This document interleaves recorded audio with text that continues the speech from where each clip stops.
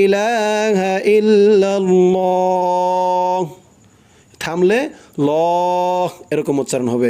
আর যদি না থামি আশহাদু আল্লা ইলাহা ইল্লাল্লাহু ওয়া আশহাদু, এরকম করে পরে ধরতে হবে।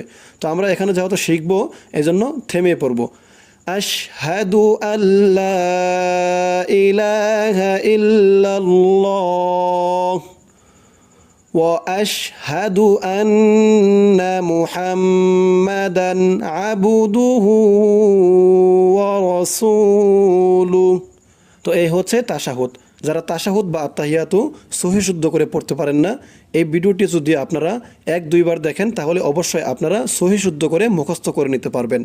তো আজকের সবকটি এই ছিল। সামনের ভিডিওতে অন্য সবক নিয়ে আসব। এই পর্যন্ত সকলে ভালো থাকবেন। আসসালামু আলাইকুম ওয়া রাহমাতুল্লাহ।